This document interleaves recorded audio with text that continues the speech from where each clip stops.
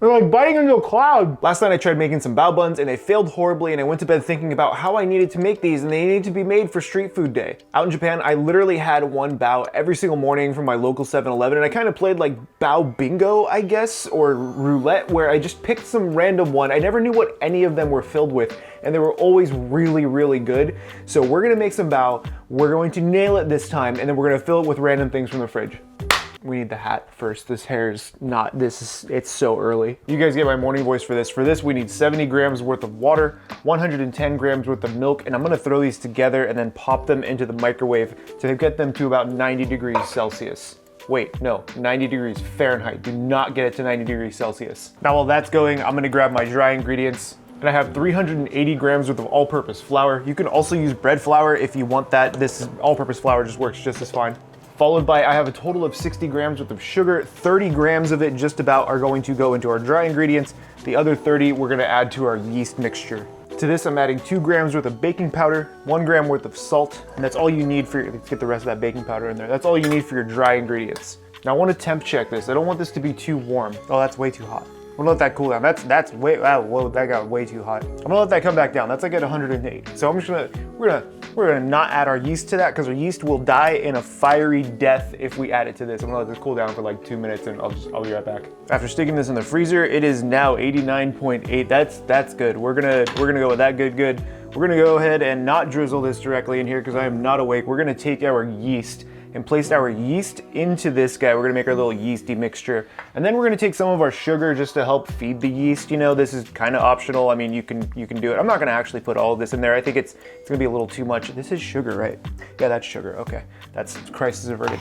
Now we're gonna give this a quick stir, make sure that everything's kind of playing together, so that way the saturation happens with all of the yeast and the sugar.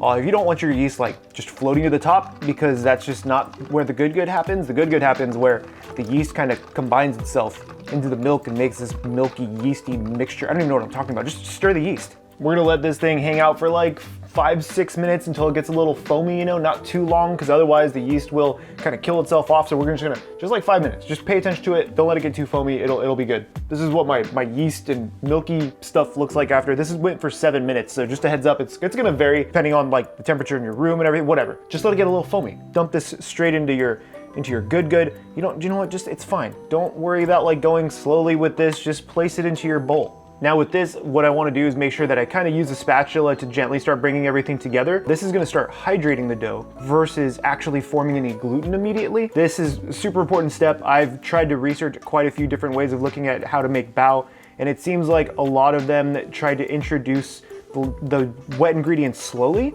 So this way you don't form any of that gluten. It almost feels like when you're making ramen, where you slowly start adding in your liquid and kind of just bring everything together so it's more of a shaggy mess at first. And this allows that dough to hydrate and that flour to hydrate. So make sure you do this part. Now, before I finish starting to make it into a dough, I'm gonna add in 15 milliliters worth of vegetable oil. You could also use maybe some melted butter, some bacon fat. You can really put in whatever fat you want. You just need a small amount in there. I just use a little vegetable oil. Once you're at the stage where there isn't really much visible flour left, like you can see it's just kind of crumbly at this point, this is where you can get rid of the spatula and you can start bringing this together by hand to start forming your dough. And you can actually finish it in the bowl if you want to, but I'm gonna use my mixer, my KitchenAid, so that way I can just mix it for a couple of minutes rather than doing it all by hand. But feel free to do this by hand if you really want to, if you don't have a mixer. This only takes a few minutes to come together like this. Like you can see, it's already kind of a shaggy mess. Like that's how quick it is. So you wanna make sure that you do that hydration step. It's not really, you know what, don't overthink it. Just make the dough. Do whatever dough you want. Realistically, what is bao? Bao is simply steamed bun dough, right? You could probably make bao with almost any dough. Yes, I understand. It is 7 a.m. and now it's time for me to wake up. So again, if you don't have a mixer, you can just finish it in here, but I'm gonna bust out the mixer real quick because we paid for it. So let it do its work for us. Now, if you're using your mixer, just put the dough hook in place, grab your little dough ball and just, you know, pop it in there. It's gonna be okay. Now we're gonna make this work for 4 or 5 minutes, just until the dough is shiny. So make sure you pay attention to it. You don't want to overwork the dough when you're working with bao buns. What I've learned from failing them a couple of times is that if you overwork the gluten becomes so strong that when it steams, after it steams, the gluten can actually like pull it back down and deflate it.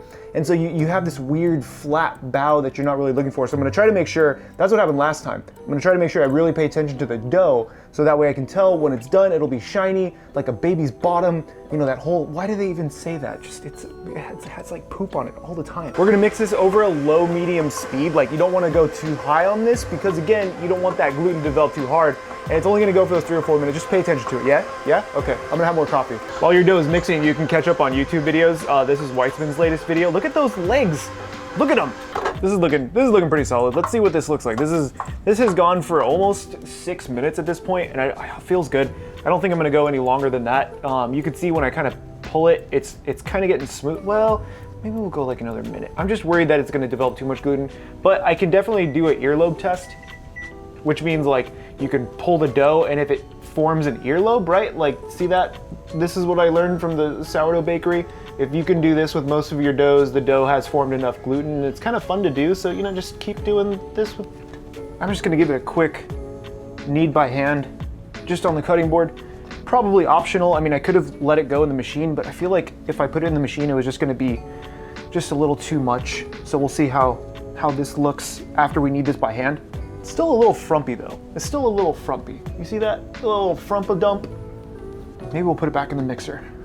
So I popped this back in the mixer. Now it looks nice and shiny. We can do the earlobe test. You know, you get the earlobe going again. It looks a little better as well. You can do the thumbprint test where, right? We'll do one of those. You can kind of see it bounce back. Yeah, that's what you're looking for. Now we're going to just form this into a ball.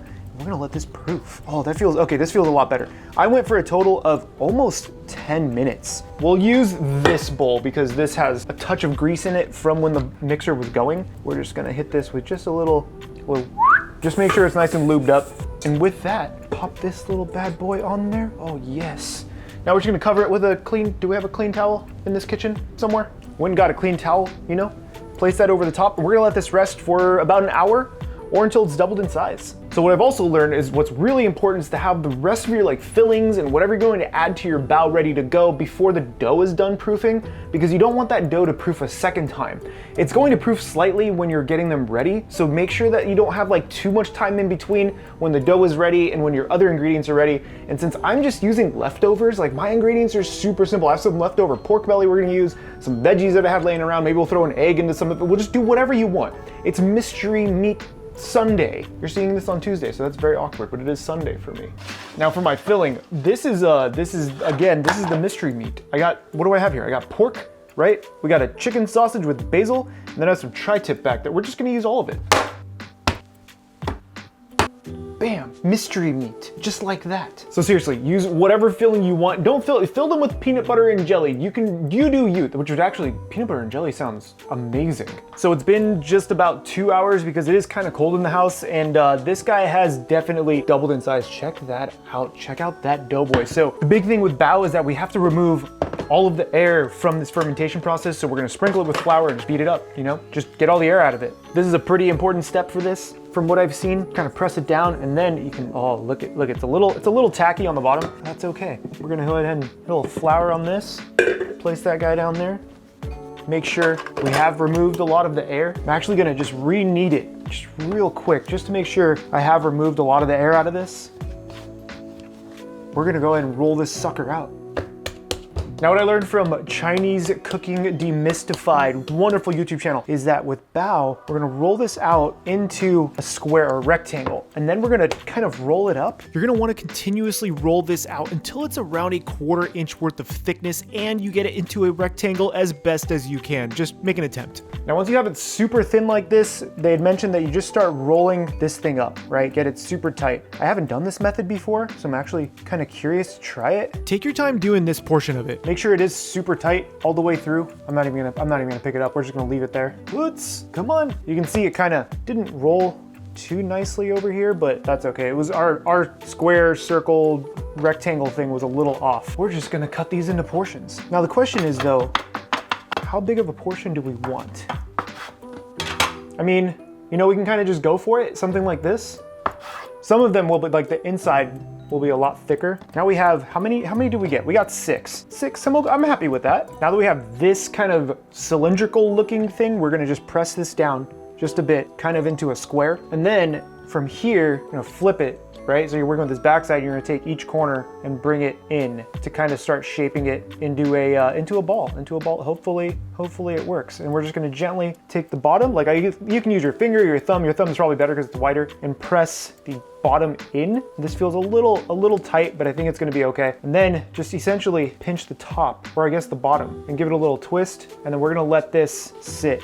Almost like you're working with like kind of burger buns in a way. And we're gonna let this just hang out for just a minute while it relaxes, and then we're gonna work through the rest of these. As you work through the rest of your buns, you wanna make sure that you try to work backwards and start with the one you started with first. Now give it a good press down, and then you wanna start rolling out the edges. The reason why you wanna roll out the edges with any kind of bao is because you want structure in the middle, so you're going to have some extra supporting dough in that center. It's a lot easier if you have a smaller dowel or a wood dowel to roll this out, but I only have this giant rolling pin, so I tried to do my best to roll out the edges of my dough to make them thinner than the center. Eventually, you will be left with something that looks like a little mound in the middle, and that's gonna be your goal for each and every one of your baos, so that way you have that extra dough. Boom, I have all of these ready. Now, some of them look better than the others. You can see there's like a little nipple of dough or a little mound of dough here.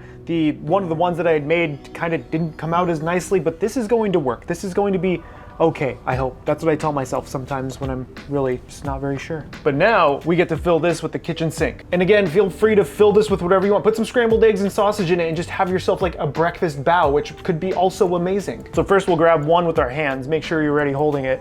Take a good portion of your filling. We're gonna, you know what, here, this will be all steak. Maybe we can do 2 of each. We're gonna do steak in here, throw some jalapenos in there, maybe some of that radish. Sure, why not? Just, you know, have some fun with it. Now I'm gonna be real with you guys. Pleating these bao buns is extremely difficult and requires a lot of practice. I tried to pleat these, but because they're so big, it was actually super difficult for me to do. If you're not comfortable pleating them, I do encourage you to try pleating, but if you're not getting it right, just form it into a ball and steam them that way. You're not gonna hurt anyone's feelings. Most of the ones I had out in Japan at those 7-Elevens were just balled up anyways. They didn't have any pleats and they were still totally delicious. There's definitely, the pleats look kind of horrific, but I mean, it's not terrible, right? I mean, it's passable sometimes. Now continue to fill up all of your bao buns with really whatever you want. I'm using my mystery meat that I had from the refrigerator, along with some of those vegetables and herbs that I had found laying around, and really just tried to nail my pleats as best as I could. As I started getting towards the end and getting these pleats done, I felt pretty comfortable with them, but they still weren't that perfect. Okay, listen, my bao don't look beautiful, but they are still not half bad. Maybe like 25% not bad. And to make your life easy, go ahead and cut some parchment paper to the same size as your bao buns to make sure that they don't stick to your steam basket when we go to steam them. Now I'm using a double-decker steamer for this. I mean, I'm only gonna be able to fit really like 3 in each one because this isn't like a very wide steamer, but I can definitely do 2 layers. So we're gonna go with 2 layers. We're gonna pop those in there. Make sure you leave room, right? There's a little bit of room in between each one. You wanna make sure that that's the case. These are really, really tall, so I hope that they don't cook into the lid. Only time will tell. It'll be okay. We're just gonna give them a little press, you know? Make sure these are okay. Now, these have to proof. So I have a pot of water right here that I'm heating up, and what I wanna do is make sure that, let's see, what is this at? Ooh, that's really, really hot. So I brought my water back to 38 degrees Celsius, and I'm gonna let this hang out for like 30 minutes or so, just so that way it proofs again. After those 30 minutes, then we can finally cook them, and we're gonna be hopefully eating some bao. Do not remove this lid. I did that and everything deflated, so we're gonna crank up the heat. We're gonna bring this to a high heat right now, right? Hopefully this pot is big enough to where it doesn't actually like burn the basket, because this is a stupid choice of a pot. And yeah, I'm not messing with that pot. Nope, not gonna risk it. We're gonna go with the big old boy. I'm gonna crank this guy up, place this sucker on here. It'll ever so slightly fit. Okay. Godspeed, little one. So once we start to see it steam, bring this down to a medium heat, let it go for 10 to 15 minutes, probably 15 minutes, and then we'll hopefully be done. Okay, 15 minutes are up. We're gonna kill the heat, and I don't know if I should reveal this quite yet. I'm super tempted.